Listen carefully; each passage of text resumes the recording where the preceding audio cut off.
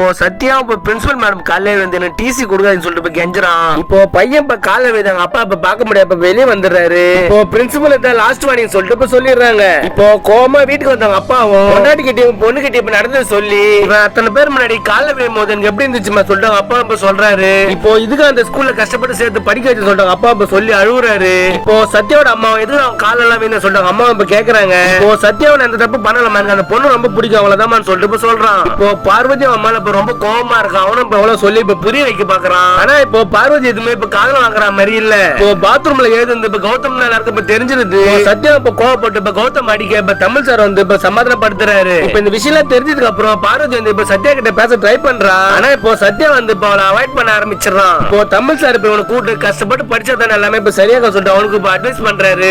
இவனுமே இப்ப நல்லபடியா இப்ப கஷ்டப்பட்டு இப்ப படிக்க ஆரம்பிச்சிடறான். ஒரு பக்கம் இவனுக்கு பீஸ் கட்டுறதுக்காக இவனோட அப்பா கஷ்டப்படுற பாக்குறாங்க. அம்மாவும் வேலைக்கு போற சொல்லிட்டு இப்ப வீட்டு வேலைக்கு எல்லாம் போறாங்க. இப்போ அக்காவும் இப்ப ரொம்ப நேரம் தண்ணியில் நின்று வேலை செய்யறதுனால இப்ப காலெல்லாம் ரொம்ப மோசமா இருக்கிறத பாக்குறான். அவங்க அப்பாவும் இப்ப வீட்டுக்கு வராம ஓவர் நைட் இப்ப வேலை செஞ்சுட்டே இருக்காரு. இதெல்லாம் பாக்குற இவனோட ஸ்கூல் பீஸ் கட்டுறது அவ்வளவு கஷ்டப்படுறாங்கன்னு இப்ப புரிஞ்சுக்கிறான். இப்போ பார்வதி இப்ப கூட வந்து பேச ட்ரை பண்றான். இவனும் இப்ப போடின்னு சொல்லிட்டு இப்ப போயிடுறான்.